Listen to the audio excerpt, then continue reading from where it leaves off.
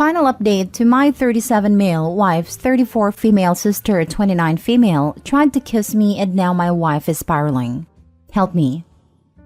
If you haven't watched the first part of the story yet, click the card above or the link in the description.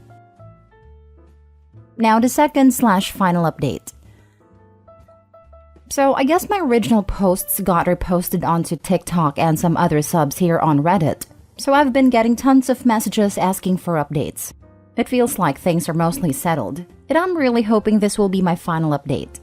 First, I want to say that I've gotten so many questions about who Mary is, and I'm just not going to say. Suffice it to say that she's never been household name famous, but she made a living solely on modeling for about a decade from what I understand, so she must have been popular enough that fashion people might know her. I really don't know how that world works, but in my opinion, it doesn't matter how many names you drop. You're not famous if you don't have a Wikipedia page. Here's the actual update. My wife loved a getaway weekend. We had a blast, and by the end of it, she said she felt like herself again. For a few days after we got back, things were really quiet, so we were hopeful that Mary had finally given up, but I felt uneasy about it all. Many of you warned me that Mary would try to interfere with my work, and while I initially dismissed it, I figured I would reach out to my boss just in case.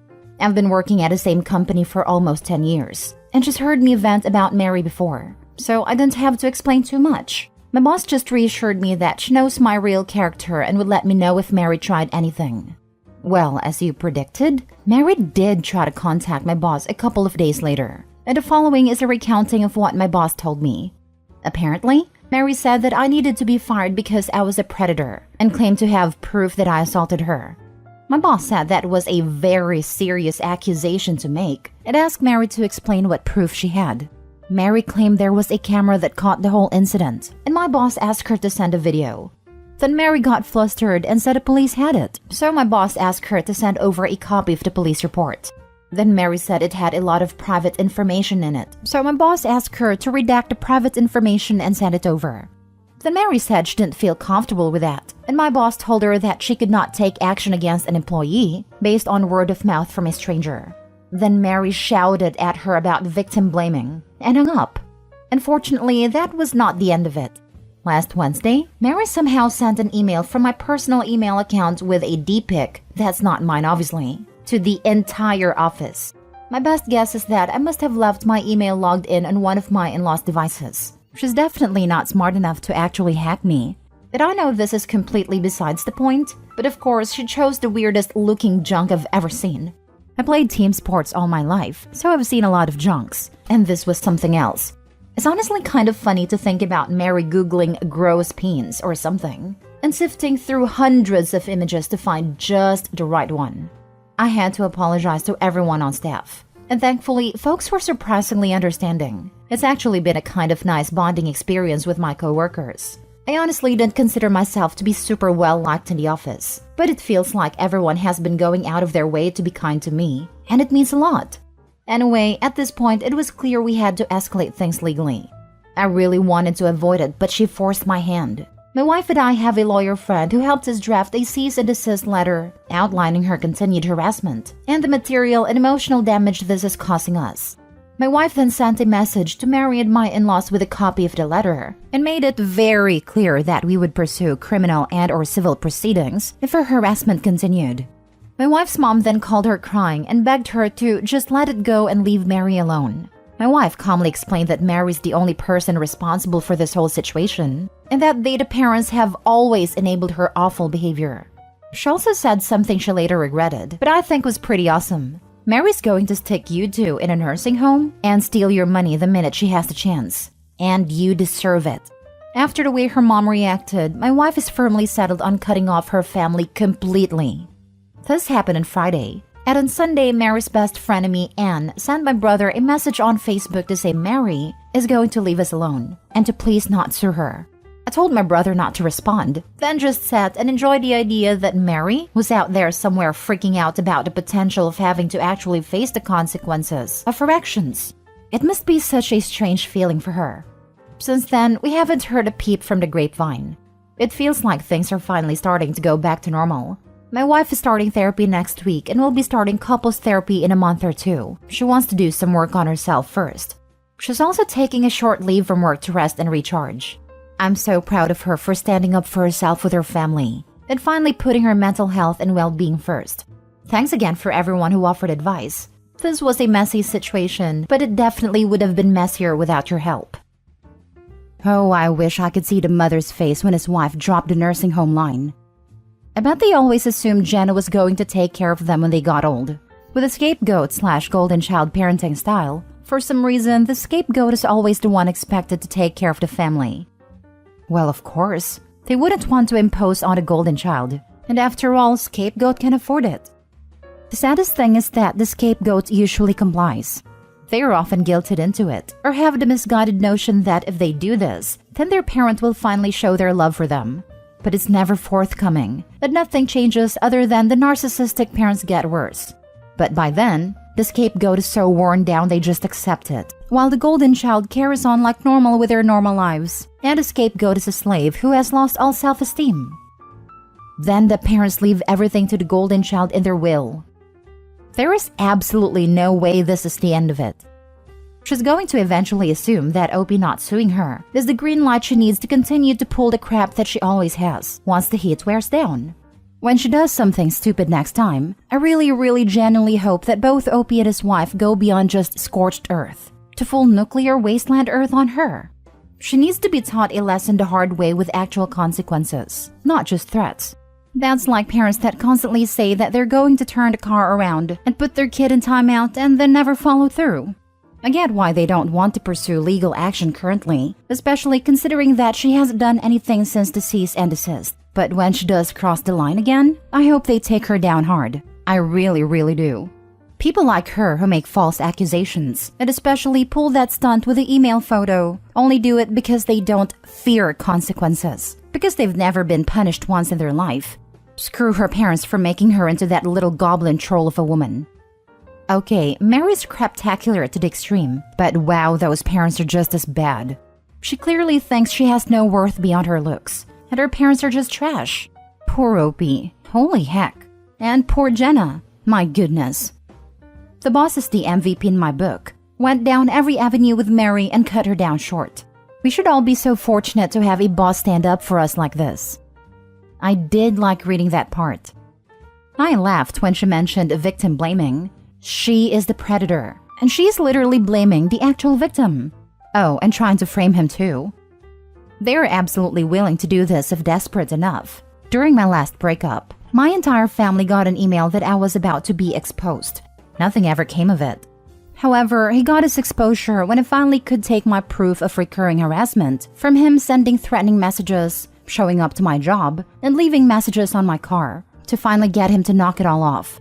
The best part was that my friends told me to block him from contacting me on phone/social/email, and my instincts said, no matter how down or lonely or angry those messages make you feel, those messages might be needed in the future. So he went on mute, and I gather evidence.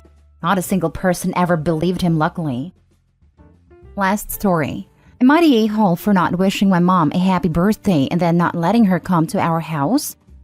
I, 25 male, have a wife, 24 female. We'll call her Amelia. Amelia and I got married 2 years ago, coming up to 3 years in June. We have recently just had our first baby, a beautiful baby girl. My mom never was a huge fan of my wife for reasons I will never know, but I don't care as I love Amelia so much, and I've had to defend her against my mom multiple times. My wife's labor lasted much longer than we expected. She started on Thursday evening and delivered our baby on Monday during the very early hours of the morning. As you can imagine, it was a long process, and she was exhausted, and so was I as I wasn't sleeping unless she was asleep. My mom's birthday was on Saturday, and she had a whole party planned out. Amelia at this point was in awful pain very consistently. That means I was constantly by her side doing whatever she needed me to do, meaning that Friday night, we got no sleep. So when Saturday came around, we both were fighting to sleep and could barely stay awake. Because of this, I just completely forgot it was my mom's birthday, as I don't really look much at my phone, and if I did, it would be for entertainment for my wife and I together. We both agreed beforehand that when the time came, we would send the initial text that the baby was coming, but that would be it, and we wouldn't respond to any other text until after. Well, my baby girl was finally born, and we announced it to our family. Then I got to replying to my messages from the past few days, and that's when I saw my mom text about it being her birthday. And she sent a few more after expressing her anger for me not getting in contact. So I called her up apologizing but explaining that I genuinely forgot, and it wasn't intentional. She went on to blame my wife by saying she purposely went into labor right around her birthday in order to steal her spotlight from her son, which I found really weird to say. From this comment alone, I got annoyed and just told her to leave me and my wife alone, and that she isn't welcome to our house for the next few days. She can wait till she's over her fit to see her granddaughter. My whole family have been calling me an a-hole for this, and that I'm a bad son for not remembering my mom's birthday, but that I'm an even worse son for not letting her meet her grandbaby. It's annoying because all we want to do is enjoy our new baby together, just the two of us without anyone being a bother. So am I the a-hole? Now for the top comments before reading the update. Not the a-hole. It's cute that your mom thinks your wife is talented enough to go into labor on command. It's bizarre that you're the only person in your family who realizes the world doesn't revolve around your mom. Keep to your boundaries, Daddy, and congratulations. I mean, I know my wife's amazing and all, but she isn't that talented to go into labor on command. But thank you so much. She sounds so super lucky to have such a loving man. Not the a-hole. Your mom should have understood when you told her you were with your wife in labor, not been griping and accusing. Tell/message your mom that after how she stupidly insulted your wife, and specify that she accused your wife of choosing to go into labor to damage mom's birthday party. You will need an apology from her to your wife in person and on social media. And CC that request to all the family. I love your attitude towards this situation. The public apology in socials. Lol. Or you can apologize to her publicly. I am so sorry that I forgot to text you happy birthday while we were at a hospital and my wife was in active labor. I'm so sorry that it wasn't the first thing on my mind when our baby finally arrived. I'm sorry that my forgetfulness caused you to have to call and text me multiple times to remind me about your adult birthday as we were in the hospital, and that you had to suggest your own makeup birthday present. I'm sorry that your own extreme reaction has made it so that I'm not comfortable with you being around my child yet. Not the a-hole, but turn off your phone. You don't need to take that from anyone, family or not. I'm really tempted to do that. Make your WhatsApp status something like, "We're alive and good, phones turned off while settling with our newborn," and just do it. That's a good idea. And now for the update. Hi, firstly, I wanted to say thank you to everyone for your advice, and it really made me realize how serious the situation is. I took the advice and decided to post an Instagram and Facebook post before my mom got a chance to. In the post, I mentioned what my wife went through, and purposely left in that she would never want to forcefully go through that, just to make it clear to my mom and family what the truth is. We announced that whilst we soak up our newborn, that uninvited guests won't be allowed into our home, so please respect our privacy as we take time as a new family. This worked, and I got a lot of friends and even some family commenting their congrats to us. My mom has since asked when can she see her granddaughter, and we have just said that she will see her when she fixes her attitude towards my wife, as my baby won't grow up to see her mother treated like she's nothing. Also, the fact that my wife never deserved to be hated in the first place. We are going no contact for now, and are as happy as we could ever be with our new baby girl. About my family, we have sent them a message with the full story and now they feel really awful about everything. Originally, my mom told them that my wife got induced and that she took some medicine to slow down the labor. I don't even know that medication exists, because apparently that's what I said on the phone, which is obviously not the truth, and my mom started claiming I did that to compete with her. My sisters are only young and didn't question my mom, but now they have been nothing but supportive. That being said though, I still have my guard up for now, just in case. Thank you again for your advice and all your kind words to me and my wife. We really appreciate it. Saying she purposely went into labor right around her birthday in order to steal her spotlight. Don't need to read another word. Mom is a freaking lunatic. The took medication to prolong her labor was the icing on a crazy cake. You would think someone who delivered 7 of her own babies would know no one would ever want their labor to be longer, but here we are. Good update. Glad that they are working as a couple to build their new family filled with positivity and not toxic negativity. Entitled people never tell the whole truth and often lie, either outright or by omission, to garner sympathy and create a victim mentality. That woman should never be called grandma by any child. She is cruel and unkind. My own grandma was like this.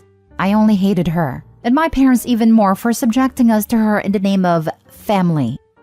Hell, I forgot to wish my mom happy birthday while preparing for my exams. She didn't kick up a fuss and was more interested to hear how my studying was going. I can't imagine being upset at anyone for forgetting my birthday, especially if they literally just gave birth.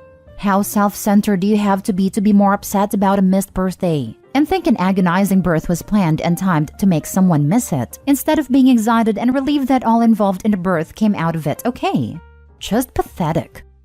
And this guy apologized. Poor guy. She's had tons of birthdays, but only one call to hear that her son has a new baby. I'd be amazed if this mom can drive, since that requires taking her eyes off of herself. I missed my own birthday party because my sister-in-law went into labor, and she and my brother wanted me there for support. Nephew was born in the wee hours of the morning, and we just missed having the same birthday by a few hours. I did it gladly, and I'd do it again in a heartbeat.